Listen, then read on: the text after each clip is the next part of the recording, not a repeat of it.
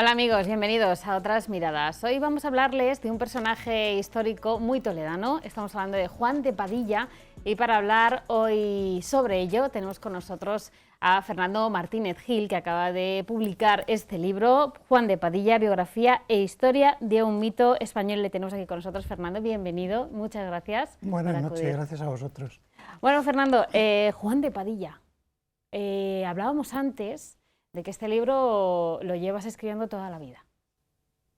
Sí, porque he tratado otros temas en mi vida profesional, pero las comunidades han sido, fue el objeto de mi tesis de licenciatura cuando era un estudiante, y siempre que he podido pues he ido aumentando mis conocimientos y tratando diversos temas relacionados siempre con las comunidades. Las comunidades en Toledo, la biografía de doña María Pacheco, y ahora un proyecto que tenía muchas ganas de hacer y que al fin he conseguido culminar, que es la biografía del propio Juan de Padilla.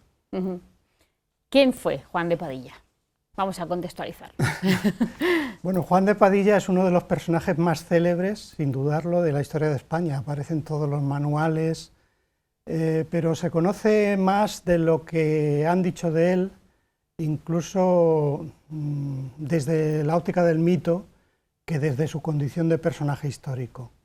Y a mí fue una de las cosas que me impulsaron a tratar de saber quién fue, superando ese mito que ha sido usado a lo largo de 500 años, unas veces para ensalzarlo y otras veces para denigrarlo.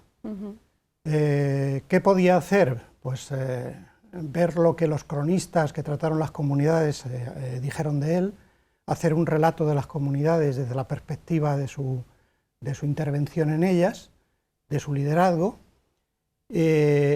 pero eso añadía poco, y se me ocurrió que podría ampliar mi perspectiva hacia detrás, hacia adelante, hacia detrás a la Edad Media, para contextualizar a Juan de Padilla en el linaje al que pertenecía, las referencias, las que posiblemente explican su comportamiento durante la historia de las comunidades. Y eso pues me hizo reconstruir el linaje de los Padilla, que se remonta a la plena Edad Media, e ir analizando pues, los distintos antecesores que él había tenido y que posiblemente le influyeron. Y luego una perspectiva hacia adelante, hacia la historia contemporánea, porque Padilla no murió el 24 de abril en Villalar, lo hizo físicamente, pero no simbólicamente, porque ha sido un personaje muy traído y muy llevado en esa continua dialéctica entre las dos Españas, ¿no? Desde el conservadurismo pues siempre se ha tratado de denigrar a Padilla y por tanto al movimiento comunero, y desde los movimientos liberales, progresistas, se le ha ensalzado muchas veces hasta esa mitificación. Y eso me pareció también muy significativo, porque estudiando Padilla y estudiando las comunidades es como si estuviéramos estudiando toda nuestra historia desde hace 500 años, ¿no? ¿Quién fue Padilla? Pues Padilla fue un miembro de la media nobleza toledana, de tantos linajes como había en la ciudad a finales del siglo XV y comienzos del siglo XVI. El patrón de todos estos caballeros, podemos llamarlos, pues era el de que eran hijos de padres que habían intervenido en la guerra de Granada, que se habían encumbrado en ella. Algunos habían alcanzado títulos, otros señoríos, habían usurpado, comprado o recibido en donación villas y heredamientos en los alrededores de Toledo, los habían vinculado en mayorazgo y los habían convertido en dehesas, que era lo que más dinero daba, lo que más rentable era en ese momento para dedicarlo al pasto de grandes ganados. Incluso tenían muchos juros situados en diversos tributos e impuestos. Bueno, pues Padilla era un miembro de una de esas familias, lo que pasa es que tenía una proyección incluso mayor, gracias a que algunos de sus antecesores habían sido maestres de la Orden de Calatrava, que tenía posesiones muy grandes en Andalucía y unas enormes riquezas. Su tío abuelo había sido el último maestre y su tío el comendador mayor de la Orden de Calatrava, y posiblemente él tenía ambiciones para suceder a esos antecesores suyos, cosa que luego se truncaría por la muerte prematura de su tío, antes que la del rey Fernando el Católico. Entonces era un caballero con mucho poder, mucha influencia, era regidor de Toledo, mucha influencia sobre la ciudad, pero esa influencia se ejercía también hacia otras zonas geográficas, como podía ser la andaluza, alrededor de Jaén, etcétera, y eso les daba un enorme poder. Siempre se ha dicho que Juan de Padilla casó con doña María Pacheco y ella pues no estaba muy contenta porque la condición de Padilla era inferior. Bueno, no tenía un título como la tenían los Mendoza, era hija del conde de Tendilla, pero no es para descuidar el poder y la influencia que los Padilla habían atesorado en los últimos siglos. Es que María Pacheco sí que era una noble. Sí, sí, era hija del conde de Tendilla, que era capitán general de la Alhambra y del Reino de Granada, cuando ésta se conquista en 1492.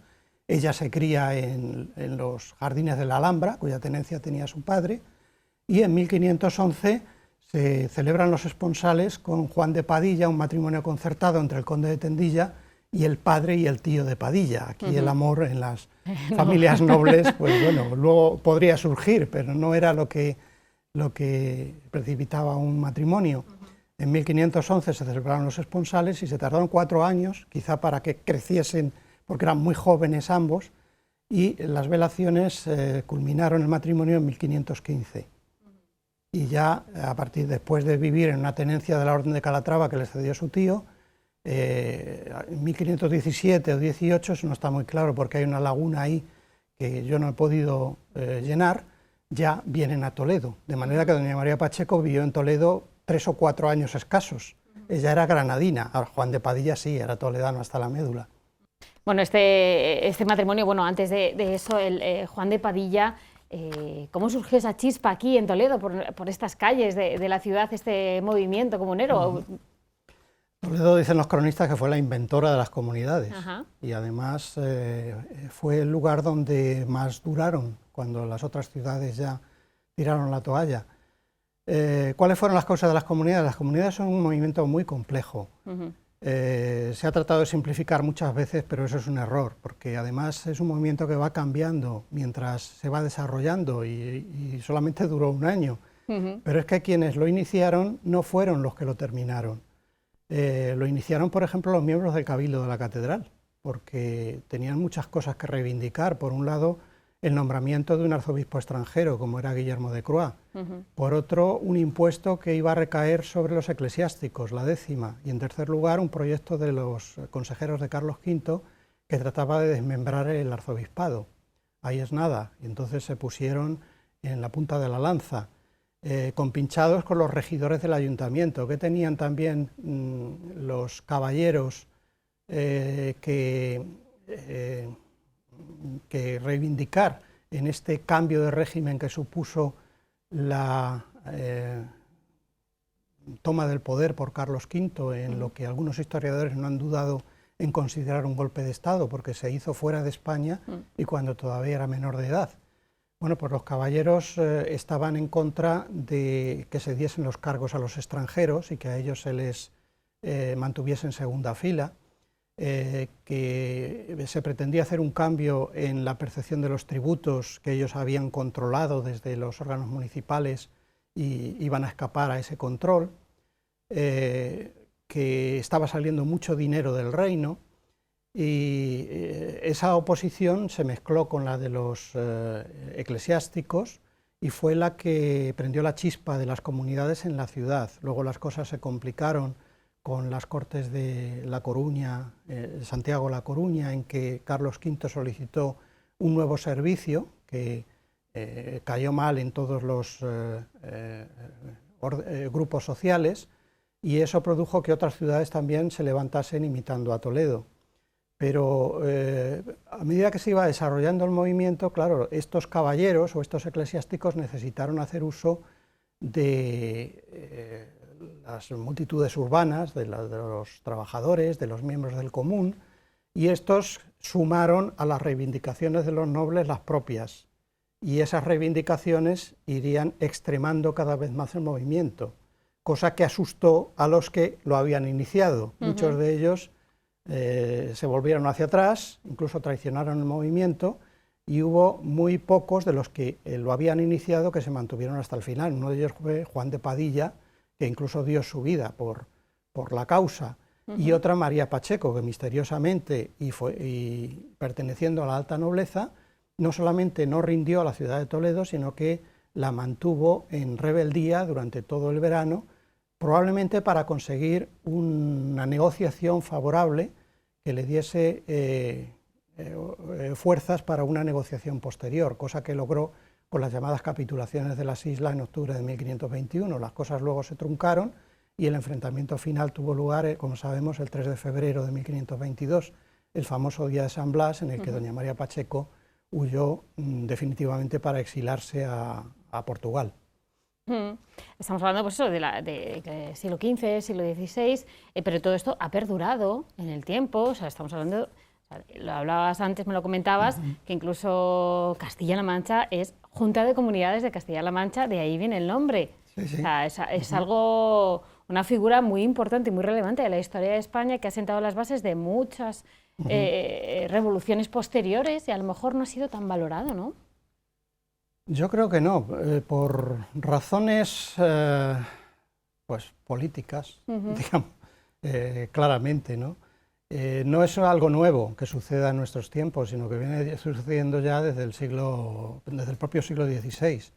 Yo he ido estudiando esos cambios en la valoración de las comunidades y del propio líder Juan de Padilla, y se ha visto cómo en la época del absolutismo pues o se ocultaba hablar de las comunidades o se la trataba de hacer pasar como un movimiento de traición hacia la monarquía legítima. En el siglo XIX, con la Oda de Quintana, pues Padilla, de villano, pasa a convertirse en un héroe, en una referencia de los movimientos liberales de todo el siglo XIX. Y yo el siglo XIX le llamo el siglo de Padilla, porque fue uno de los héroes nacionales que más se utilizaron en todos los movimientos conservadores y sobre todo progresistas. Y la cuestión siguió desarrollándose a medida que avanzaba nuestra historia. En la Segunda República se consideró a los comuneros como precursores de lo que ahora estaban consiguiendo en España, ¿no? Hay escritos de hazaña, por ejemplo, muy sugerentes en ese sentido. Con el franquismo, las comunidades volvieron a ser consideradas como un movimiento reaccionario, feudal, recordemos la interpretación, por ejemplo, de Gregorio Marañón, y con el final de la dictadura pues hubo un movimiento historiográfico presidido por Josep Pérez, que por cierto ha muerto este año pasado precisamente cuando se celebraba la conmemoración, es el gran historiador de las comunidades, o José Antonio Maraval, que, y esto no hay que desvincularlo tampoco de las esperanzas que se tenían puestas en aquellos años, vuelven a redescubrir las comunidades y hablan de ellas como la primera revolución moderna. ¿Hasta qué punto lo fueron? Hoy, posiblemente, si no es por la pandemia, pues estaríamos discutiendo acerca de ello, y bueno, hay algunos congresos y algunas cosas que sí, por lo menos se están celebrando.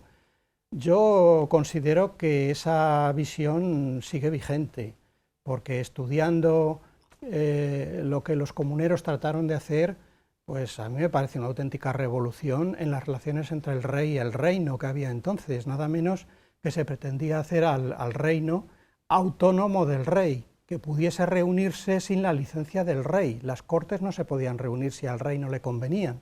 Los comuneros trataron de acabar con ello y que hubiese lo que nosotros llamaríamos legislaturas, cada cierto tiempo, que las cortes libremente eligiesen, las ciudades eligiesen libremente sus procuradores y se reuniesen sin la licencia del rey. A mí eso ya me parece revolucionario, por no hablar de otras cuestiones que están reflejadas en lo que algunos han interpretado como una preconstitución o un preproyecto de constitución, que fue lo que llamaron la ley perpetua. Para mí, la conmemoración no debería haberse celebrado en 1521, porque lo que celebramos es una derrota. Habría que haberlo hecho en septiembre-octubre de 1520, porque las aportaciones políticas de las comunidades se produjeron entonces. ¿Fueron fracasadas, fueron truncadas? Sí, pero es que los movimientos fracasados siempre dejan semillas que con el tiempo acaban germinando. Y eso deberíamos reconocérselo a las comunidades. Efectivamente, se plantearon cuestiones que no se darían en Europa hasta la Revolución Inglesa del XVII o la Revolución Francesa del siglo XVIII. Y eso sucedió en Toledo, en parte. Y el vacío. Además, Padilla, que amaba Toledo, como buen toledano, no ha tenido un reconocimiento a la ciudad como tal. En otras ciudades, Padilla, Bravo, Maldonado, como hablábamos antes, los grandes comuneros son más reconocidos en otras, en Castilla y León. también, por ejemplo, más reconocidos, ¿qué hay que hacer para dar a conocer la verdadera historia de Juan de Padilla sin ensalzarlo ni aniquilarlo? Bueno, pues tener en cuenta los estudios que se hacen, promover las investigaciones. Ya se ha homenajeado a Padilla con una estatua que se venía pidiendo desde todo el siglo XIX, hubo varios intentos y que no han culminado hasta hace muy poquitos años, que la tenemos en la Plaza de Padilla, donde estaban las casas familiares, y bueno, el mejor homenaje que se podría hacer es conocer la historia, y este centenario pues podría haber dado lugar a ello, para un mejor conocimiento de unos episodios históricos que hicieron a nuestra ciudad protagonista como pocas otras veces, desde la época de los godos o en algunos momentos del siglo de oro, pero nunca la influencia de Toledo sobre el resto de Castilla fue tan grande como en 1520-1521, cuando lideró el movimiento de las comunidades. Entonces, el mejor homenaje es conocer esa historia y no despreciarla ni tratar de llevar el ascua a nuestra sardina, ¿no? Como no nos interesa pues, determinadas cosas que significaban cambio, pues olvidarse de ellas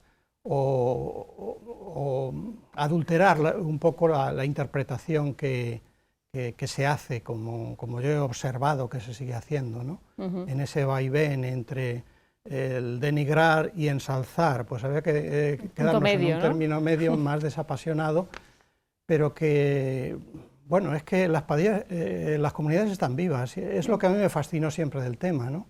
Es que hablamos siempre apasionadamente de ellas, 500 años después. ¿Por qué? Pues porque hay cuestiones que todavía siguen irresueltas en nuestra historia, en nuestro país. Seguimos sin ponernos de acuerdo en cuál debe ser el ordenamiento territorial y político de España, ¿no? Bueno, pues las comunidades podrían ser una excusa y una pequeñita llama para tratar de debatir sobre todas esas cuestiones muy actuales y tratar de llegar a ese consenso, a ese acuerdo que necesitamos para sentirnos todos a gusto dentro de esto que llamamos España. A veces que la historia nos da un poco nos recuerda lo que hemos sido, lo que somos y hasta dónde hemos llegado. Ahora con el tema de Cataluña, País Vasco, etcétera, parece que está más actual que nunca volver a recordar este tipo de sucesos históricos. Y ese es su problema, yo creo, porque la Constitución parece que ha cerrado esta cuestión y no lo está, porque la prueba es eso, que estamos enfrentados, que no nos ponemos de acuerdo, porque no debatimos, porque no nos escuchamos los unos a los otros. Y eso a mí me parece un error. Y por eso las comunidades, sí, cierto, la pandemia pues ha impedido que se conmemoren debidamente, pero creo que no solamente ha sido eso, sino que muchos consideran inconveniente remover una historia, remover el pasado de que tanto se habla. Yo como historiador soy partidario de remover el pasado, porque efectivamente tenemos que saber de dónde venimos y qué nos puede aportar el pasado a nuestro presente para hacerle mejor. Bueno, pues eso es lo que ocurre con las comunidades. Una rebelión o incluso una revolución, como algunos la han llamado, pues es totalmente inoportuno en estos tiempos que yo tildo de conservadores, ¿no? Y de que no queremos oír hablar de nada que modifique las estructuras y el orden establecido. A lo mejor era necesario. Para mí es necesario, y la buena prueba es eso, ¿no? Pues, es curioso que las comunidades fueron vencidas, triunfó Carlos V, se implantaron los Austrias, una dinastía que fue la impulsora del absolutismo. Eso se consideraba moderno. El absolutismo, pues bueno, creo que podría haber habido otras vías. Luego vinieron los Borbones y al absolutismo añadieron el centralismo. Podía haber habido una evolución alternativa en nuestra historia, que podría haber dado como consecuencia una España diferente a la que conocemos, mejor, peor, no lo sé, pero podría haber habido una España alternativa. Bueno, pues eso es lo que podría haber dado lugar a debatir la conmemoración de las comunidades. ¿Es esta la España que queremos? ¿Podría haber una España mejor? ¿Cómo ponernos de acuerdo para conseguir esa España mejor? De ahí la importancia de las comunidades y que a mí me parece que siguen vivas. Y Juan de Padilla, como uno de sus líderes, sigue más vivo que nunca. Volviendo a este libro, son más de 500 páginas. que están, es un triple acercamiento a esta figura, ¿no? Lo has dividido en 3 partes.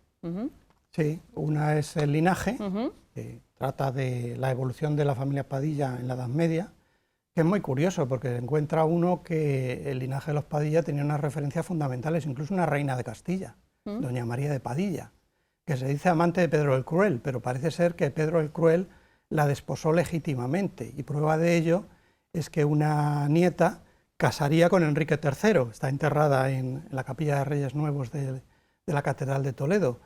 Si no hubiera sido legítima, el rey no habría contraído matrimonio con ella. Luego los Padilla decían que la sangre regia corría por sus venas. Y luego esos maestres de la Orden de Santiago y algunos héroes de las guerras del siglo XV, sobre todo de la Guerra de Granada, en los que probablemente se reflejó Padilla en su comportamiento durante el movimiento comunero.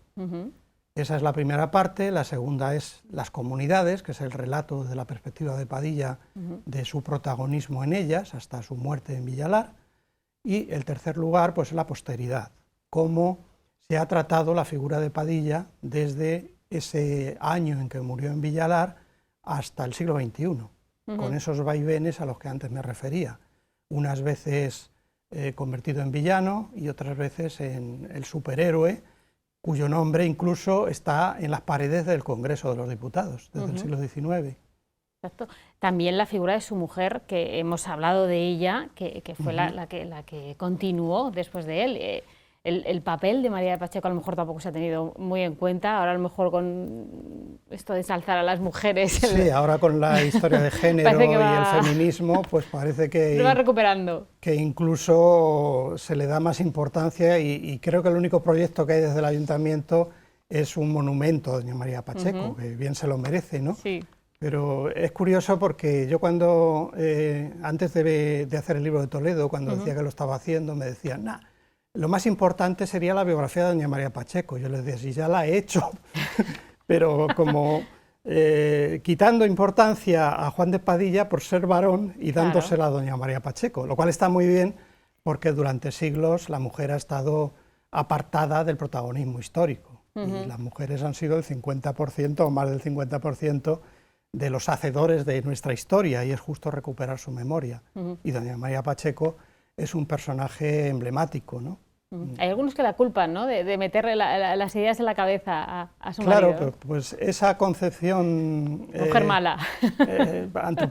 Machista, ¿no? Exacto. Bueno, Padilla era muy noble, pero es que le comió el seso su mujer, ¿no?, que era una ambiciosa, incluso era una hechicera. Se la trató de denigrar a ella también de todas las maneras, porque estaba sobrepasando el papel que su género le permitía, ¿no? No solamente el que siendo un miembro de la alta nobleza se pusiese al frente de los comunes, ¿no?, sino que también estaba actuando como un hombre, entonces se la ha tratado como una especie de marimacho, ¿no?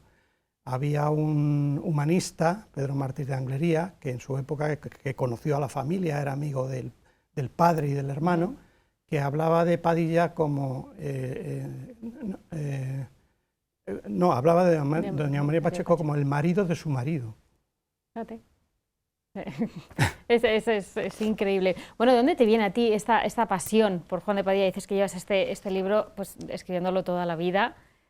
¿Cuándo te surgió a ti la chispa por este personaje? Pues la chispa me surgió por ser toledano, porque yo estaba acostumbrado a esa frase tan típica nuestra de es lo que hay, ¿no? Esa apatía, ese conservadurismo. Toledo pues siempre había estado marcada por la presencia de las fuerzas vivas, ¿no? Y yo decía, pero bueno, ¿cómo pudo ser que en esta ciudad tan conservadora, tan apática, naciese un movimiento rebelde como fue el de los comuneros? Y eso fue lo que me impulsó al principio, recuerdo, en mi juventud, y en la carrera pues ya hice un trabajo monográfico sobre las comunidades, que me llevó a mi tesis de licenciatura sobre las comunidades en Toledo, que no se habían tratado así monográficamente, ¿no? Entonces escribí un libro que se llamó La ciudad inquieta, que ya tiene pues 30 años. Posteriormente tuvimos la fortuna de poder coordinar en la Facultad de Humanidades en el año 2000 un congreso internacional sobre los comuneros, cuando toda la mirada estaba sobre la figura de Carlos V, pues nosotros la desviamos un poco hacia las comunidades, ¿no? Hacia la primera oposición a ese reinado de Carlos V. Y eso pues me dio pues, más interés del que todavía tenía. Me ofrecieron hacer la biografía de María Pacheco, lo cual me resultó totalmente apasionante, y eso, claro, me dejó el gusanillo de decir, ¿y cuándo abordo la de Juan de Padilla? Nada más jubilarme en la Facultad de Humanidades, pues ese fue el proyecto al que me lancé de cabeza. Seguí las huellas de Padilla por Castilla, por Burgos, por Soria, por Calatrava la Nueva, por Almagro, por Jaén, y eso me hizo más viva la historia, y entre los documentos y el ir a los archivos y el visitar los lugares que estaban relacionados con el linaje y con su propia figura, pues me llevó en volandas a redactar el libro. ¿Nos dará más que hablar, Juan de Padilla?